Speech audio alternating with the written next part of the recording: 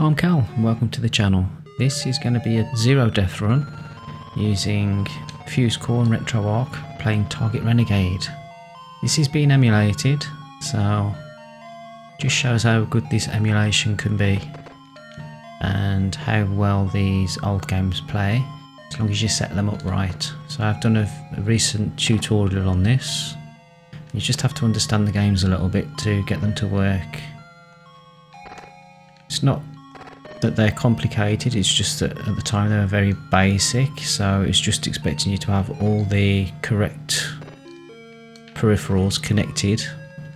So when you try and emulate this using different peripherals, i.e. keyboards and controllers and things, it's not expecting them, so there we go.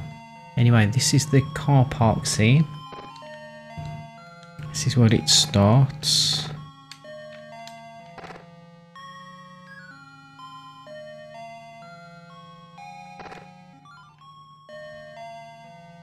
So you've only got a couple of opponents in this one.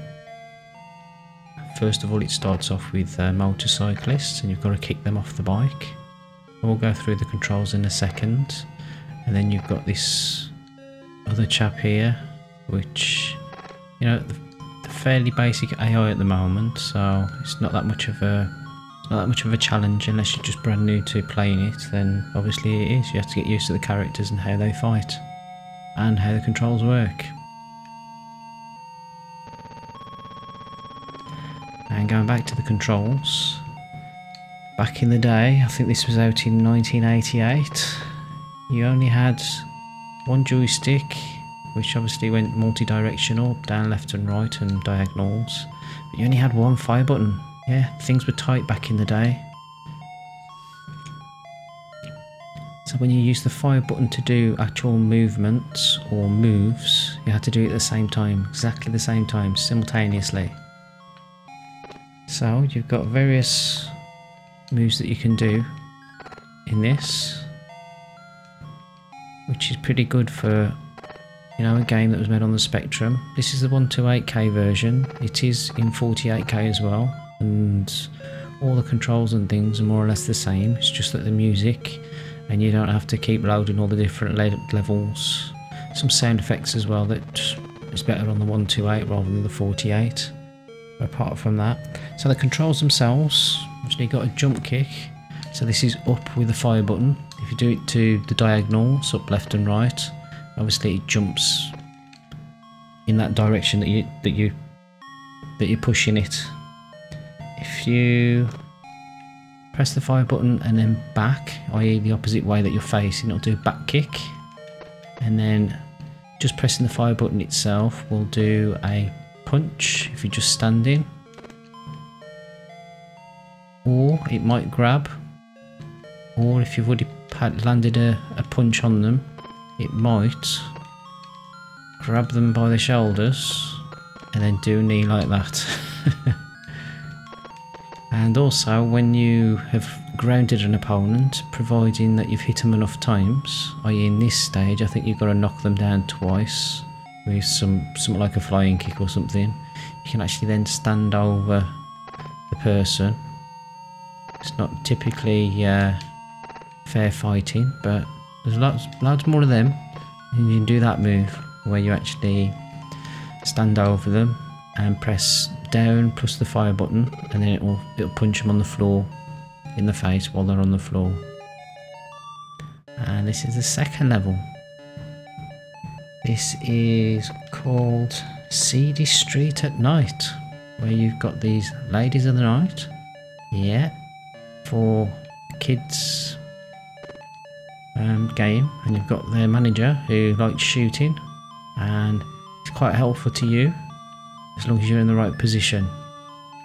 So as long as you keep one of them behind you, you could actually get their manager to actually kill them on your behalf, saving you having to fight them.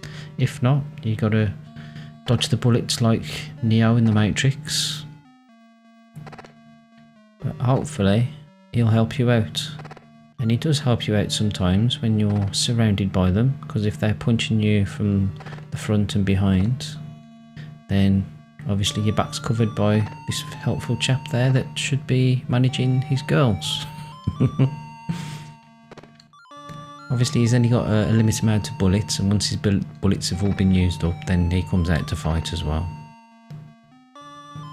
But as you progress through the different stages, it does get a little bit harder.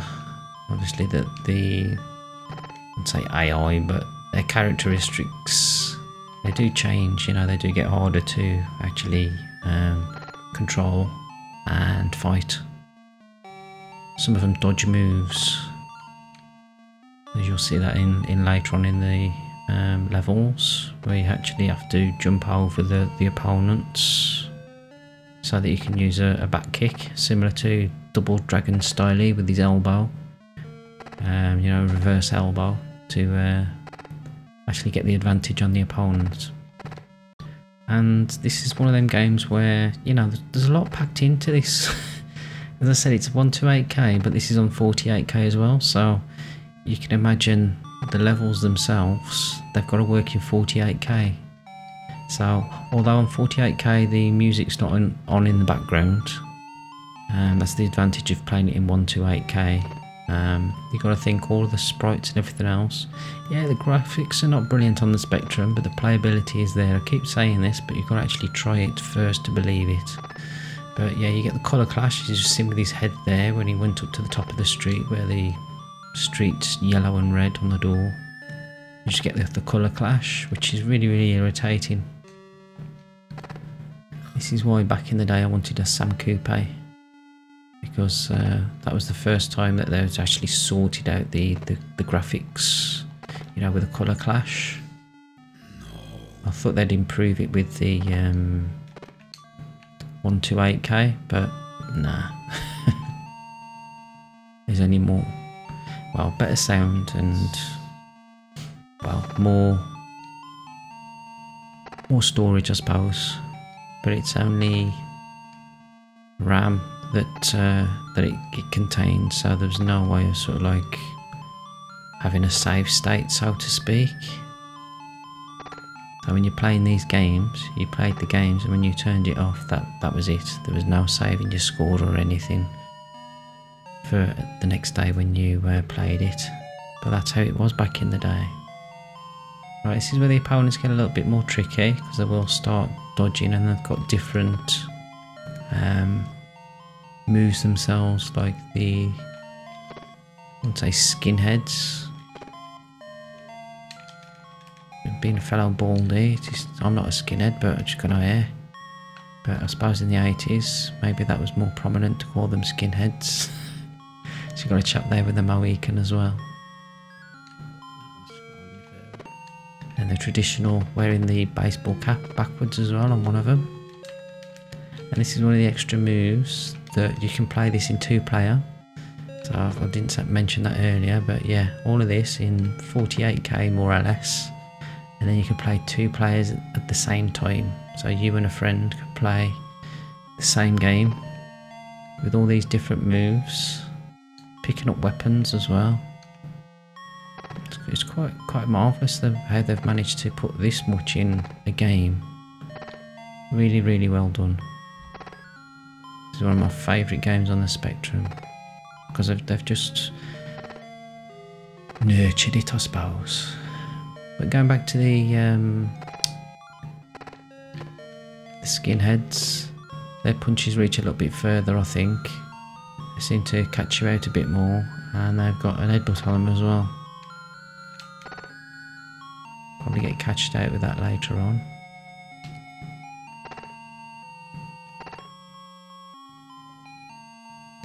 This one is called The Park.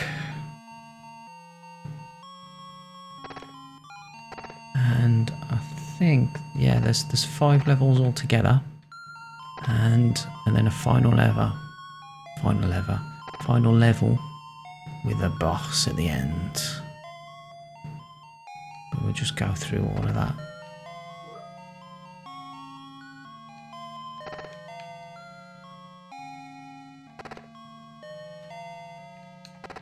You do get extra lives in this. I think it's every 50,000.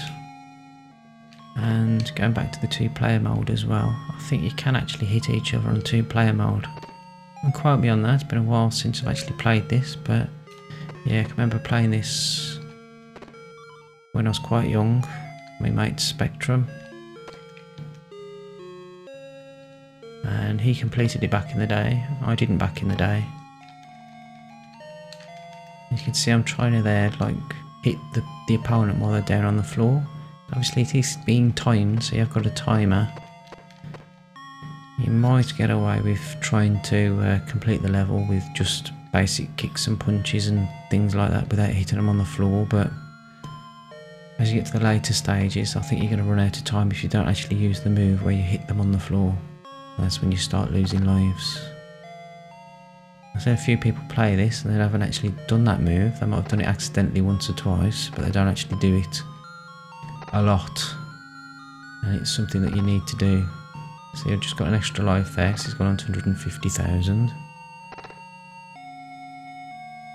And each level has got its own music as well. So it's remarkable. I think it's a very impressive feat. You can see the colour clash there again. When you've got a lot of these colourful games, playing them, it can be quite hard with all this colour clash. That's why in some of the games, some of the older games, even the well-made games, they've gone for monochrome rather than various colours, because it's, yeah, colour clash is just really bad. Those dudes there can do a lot of damage. One kick, knockdown, sometimes one punch knockdown. And you've got those guys there that you have to jump over and do a back kick with to actually get a hold of them or to knock them down. And they're actually called Beastie Boy guys. The Beastie Boys are in town. This is called the shopping mall. So this is 4th level, and I don't know if I've seen dogs on this one yet. Yeah, there's dogs on this one as well. British bulldogs. And they're bloody huge. That's just the limitations of the sprites and things, but you know, there's some of these games they don't put a lot of effort into them, and this one, that you can see how much effort they have put into it, because you can actually see and make out what the characters are. I mean, it's like the Kung Fu Master, where you've just got a thing on screen where you can just about see the leg going up, and yeah, it's embarrassing. But each character, you actually make them out, even like the muscles on the arms, and yeah, kicking a dog. Yeah, all fun.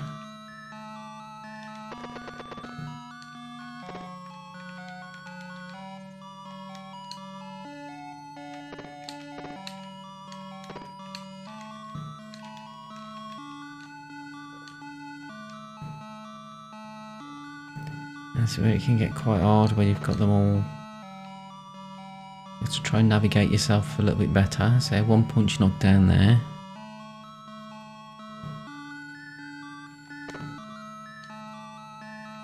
I don't know if the characters have increased in speed there.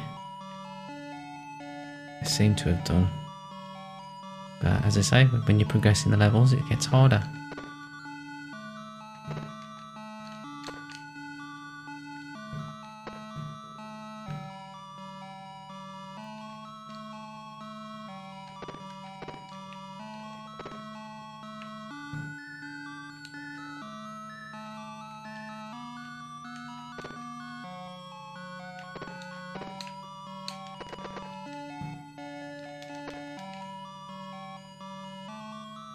Beastie Boys, eh? Remember when the fad was around, where there was nicking all the motifs off the front of the cars, the Volkswagen size on the cars? Mental.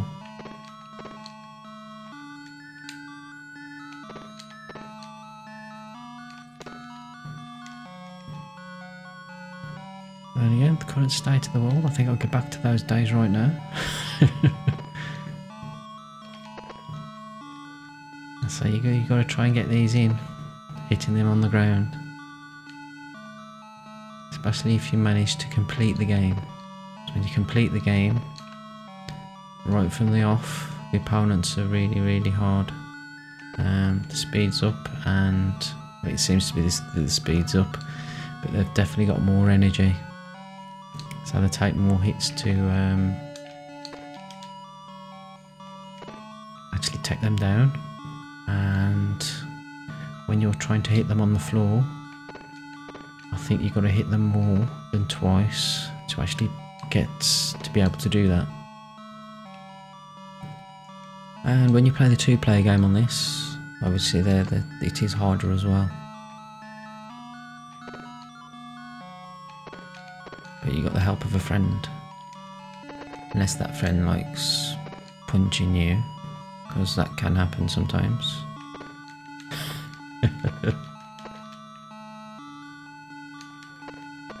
I just like the sound of the knee move sometimes.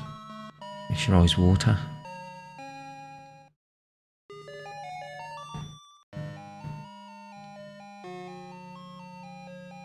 And this guy here, he's harder than what he looks, to be honest. He reminds me of that old boxer, I can't remember his name now. But these are his bodyguards anyway, Mr. Big. I presume that's what his name is, Mr. Big. But if these guys actually grab you, they do like a chokehold where they pick you up and just throttle you. And they love this queue that's on the floor here. If you can, try and pick it up, because single swipe knocks a bit of energy off you. But the mechanics of the game, they just seem to get closer to you before they actually go up and down. If that makes sense. On the earlier levels, there'll be a little bit more distance, so you could control sort of like your hits a little bit better. These guys, I mean, I've had the queue once, and they don't want to let it go.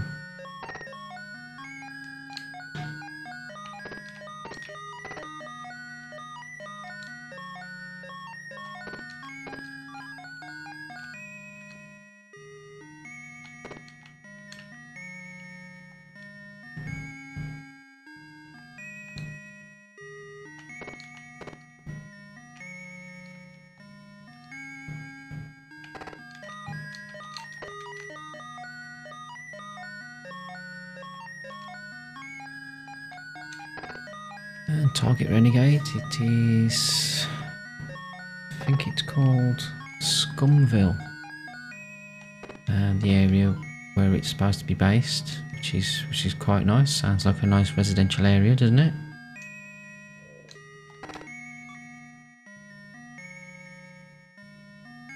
Very important that you take the queue with you once you've got rid of his bodyguards. There's a choke move again, and I've not got a lot of energy left here.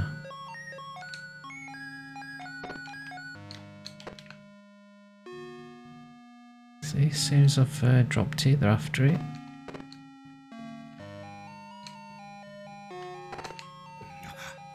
And there we go. I've got 0 energy now. So probably one more hit. That will be me out of the game. I have completed this. See, I can't get the bloody queue. They just want it straight away. A bit risky there, because as soon as they grab you, that's it. That would have been game over.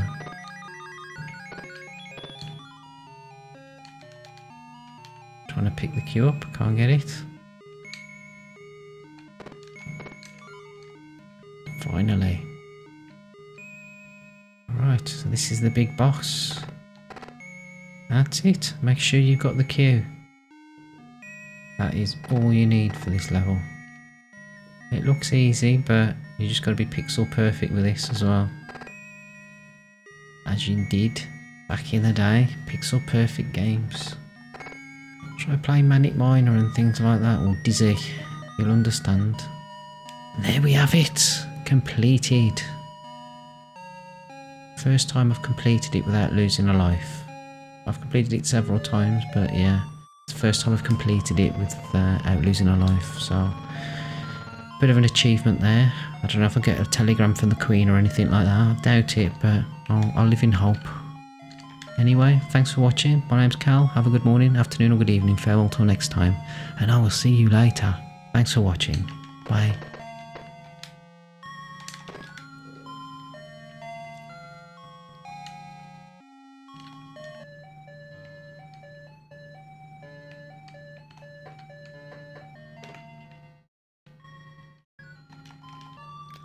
What?